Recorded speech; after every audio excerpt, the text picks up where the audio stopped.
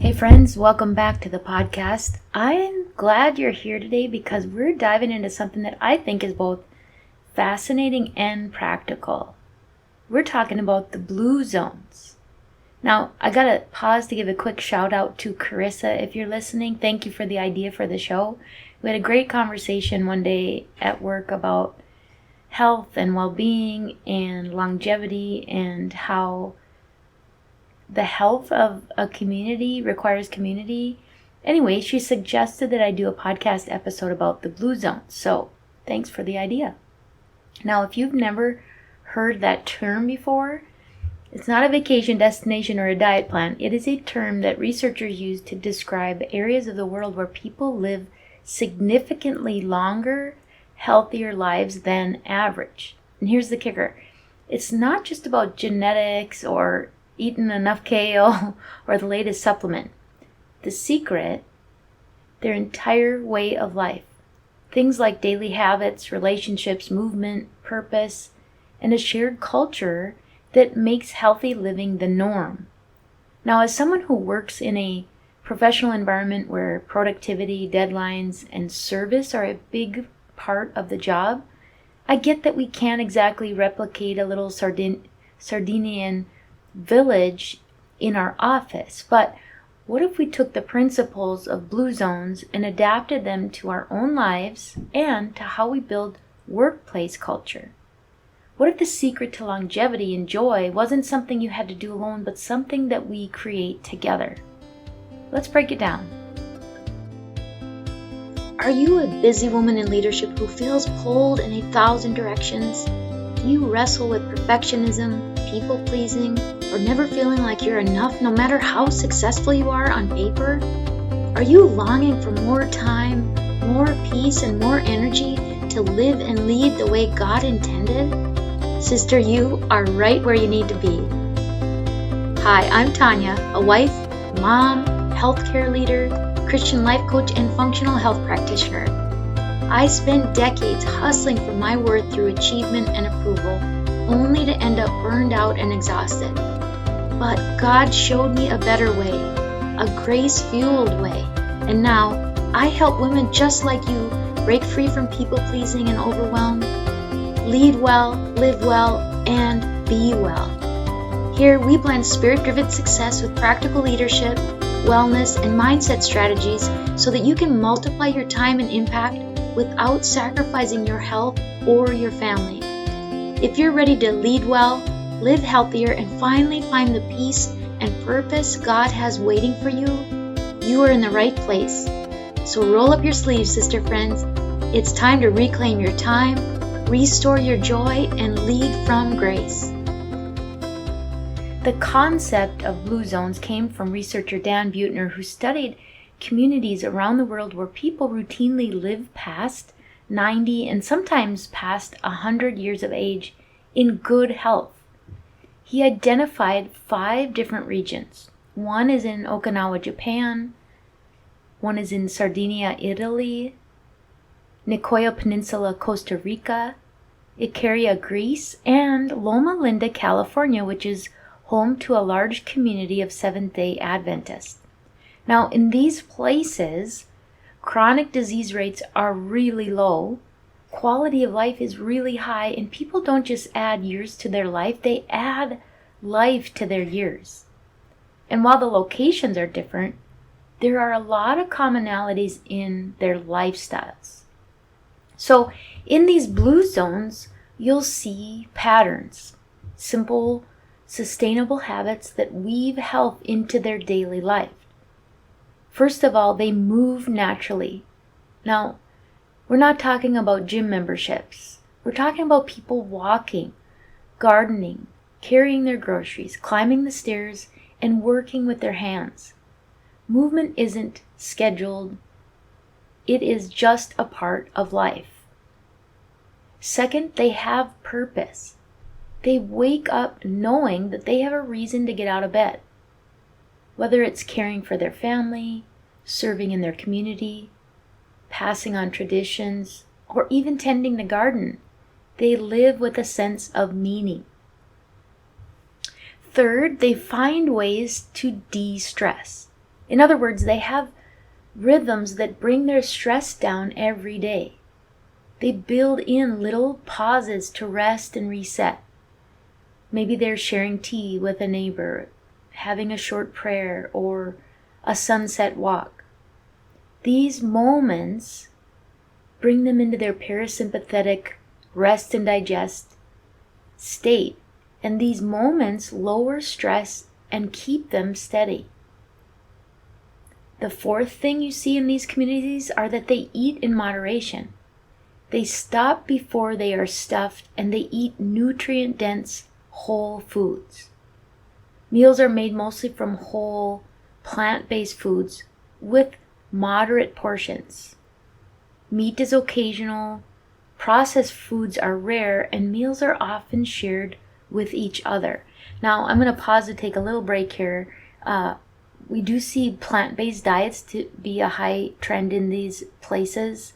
However, they do get plenty of protein, and while meat isn't a huge part of their protein sources, from a functional health standpoint, we'll talk in later episodes, animal proteins specifically are really important for those of us that aren't living in blue zones especially, and are probably eating closer to a standard American diet, otherwise encountering the stresses of day-to-day life. Animal sources of protein are really important.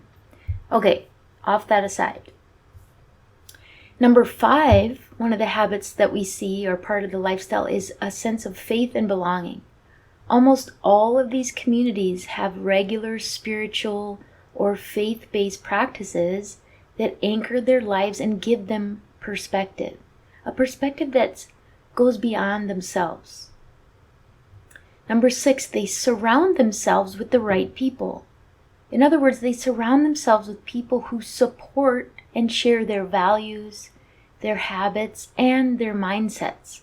So it's healthy perspectives reinforcing other healthy perspectives.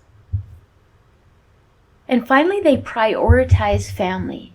So we see multiple generations spending time together, eating together, laughing together, playing together. Relationships are prioritized over busyness. Now, none of this is complicated or expensive, but it is very intentional, it's daily, and it is lifestyle for them. Now, you and I may not be able to move to Okinawa tomorrow, but we can ask, how can I add some of these habits into my day and my lifestyle? How can I add natural movement without needing an extra hour? Well, maybe it's parking further away. Maybe it's taking the stairs. Maybe it's gardening on the weekend. Do I have a why that pulls me out of bed? That's an important question to ask yourself when we're talking about purpose. Not just a to-do list, but a reason that excites me and gives me perspective. I'll say right now, well, there are a few things. I've been in leadership for I've been in healthcare for almost 30 years, for leadership more than 10. And people and relationships in my career have always been purpose-oriented for me, serving people, learning how to communicate with people in a way that empowers them, helps them to see a different perspective, maybe increases the odds that they're willing to be influenced. I find a lot of purpose in that relational aspect of communication. And now, more recently, as I'm been on this functional health journey and getting educated and getting certified, wow, I have a whole new purpose that's just really lighting me on fire, because I'm seeing how very interconnected everything is, from our inside world to our outside world, and how it impacts our health and our well-being, our energy, our joy, everything. And really seeing that we can take ownership of our own health and well-being in very natural and intentional ways. So that's kind of an added new sense of purpose that I'm really, really excited about now. And it helps me get up in the morning. It helps me be excited to face the day, to tackle tasks on my to-do list. So another question around some of these habits we see in blue zones is, where can I create small downshifts or ways to de-stress in my day? Maybe it's a 10-minute morning devotional. Maybe it's having device-free dinners or ending the day with gratitude instead of emails or scrolling social media. Things that are intended to de-stress and take me out of more kind of overstimulated or sympathetic state type activities. For families, it might mean eating together as often as possible. It might mean doing active things together like walking, bike rides, yard games. Keeping traditions that bring you closer as a family. Talking openly about purpose, values, and faith. I was talking to a friend and she was telling me how her daughter asks her kids at the end of every day, what was the best part of your day? I think that's really cool because it trains us to focus on gratitude and highlight the positive things in our day. And I think it trains us to think about a perspective of purpose and gratitude. So I'm like, oh, I might need to steal that now that my kids are grown. But when I do see them, or maybe as a grandma, I can start to be more intentional about asking some of those questions. These are small things over years, building resilience, not just physically, but emotionally and spiritually. Hey friend, quick pause. Can I speak to the woman who's running on fumes right now? If you've been feeling like a stranger in your own body, if the brain fog, the belly fat, or burnout have you left wondering, is this just what midlife feels like? You are not alone. But hear me. Midlife isn't a crisis. It is your comeback. Through my personalized functional health coaching, I help high-capacity women leaders balance their hormones, restore their energy, and feel like themselves again, naturally. Are you ready to trade burnout for breakthrough?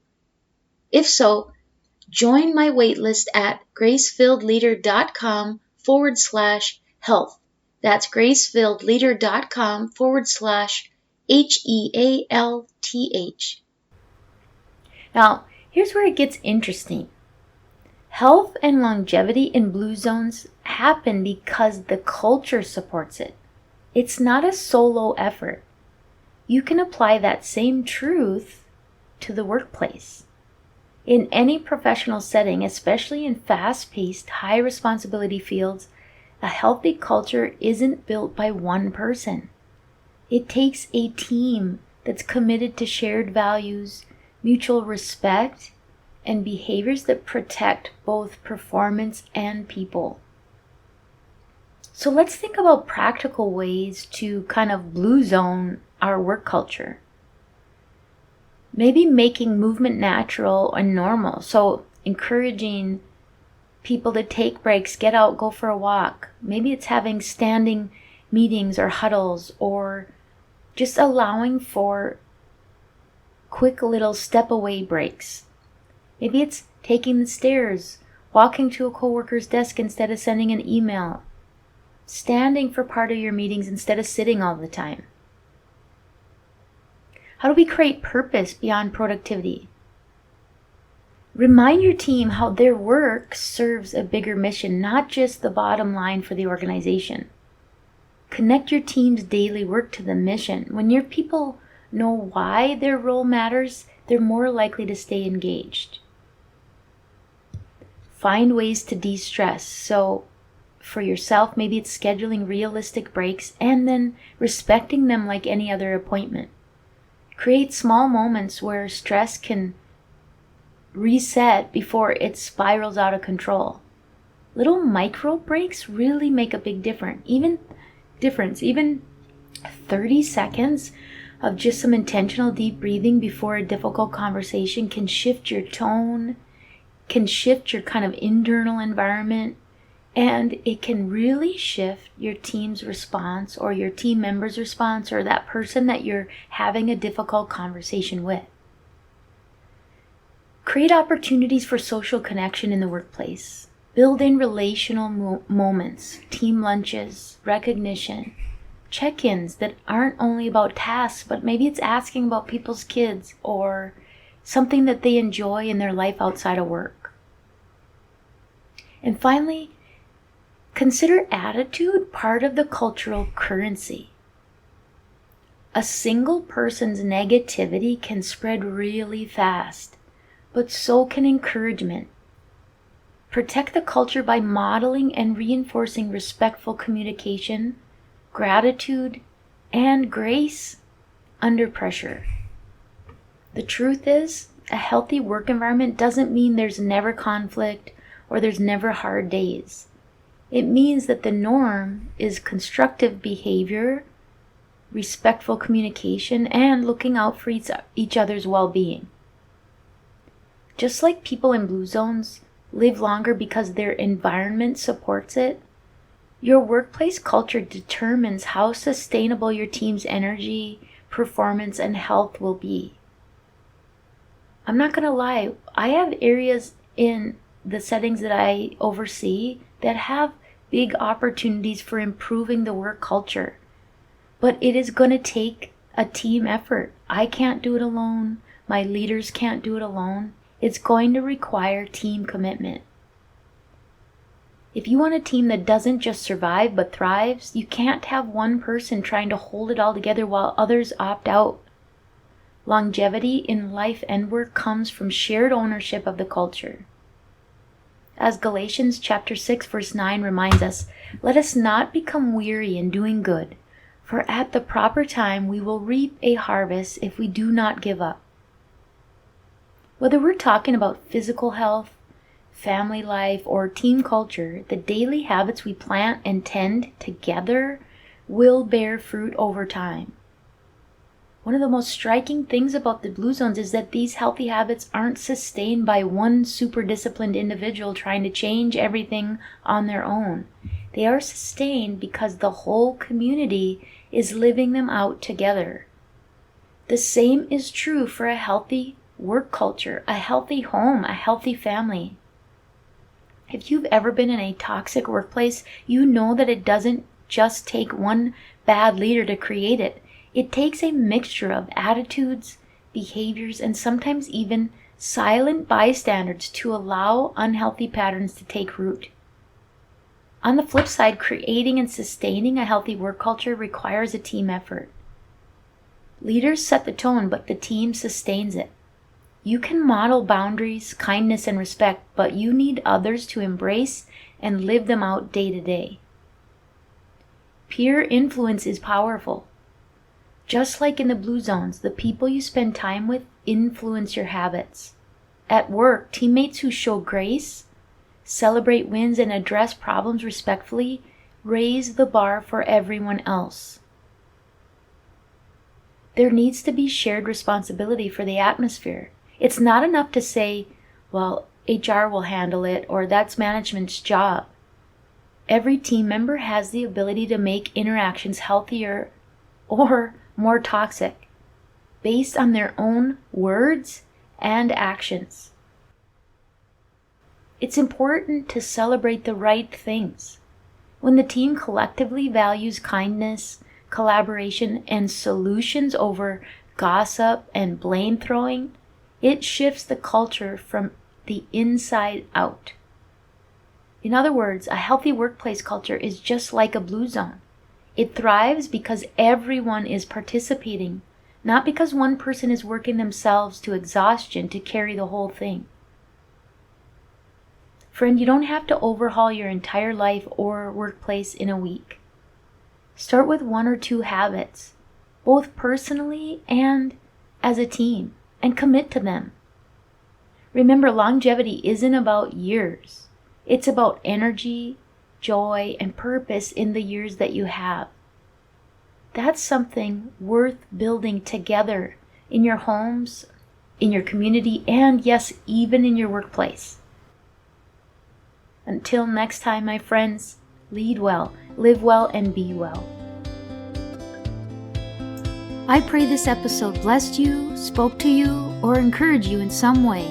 If so, please share it with a friend and head on over to Apple Podcasts to leave me a review. That's the only way for me to know if you're enjoying the show. Nothing blesses me more than to hear from you. Also, come on over to our free Facebook community. This is a great place for us to support one another on our faith and leadership journeys. You can find the link to the group in the show notes or go to gracefilledleader.com/community. If you have questions or content ideas for the show, please send me a message on SpeakPipe or via email. Go to gracefilledleader.com/contact and leave a written or voice recorded message. I would love to know how I can best serve you on the podcast. Now to Him who can do immeasurably more than we can ask or imagine, according to His power that is at work within us. Ephesians 3, verse 20.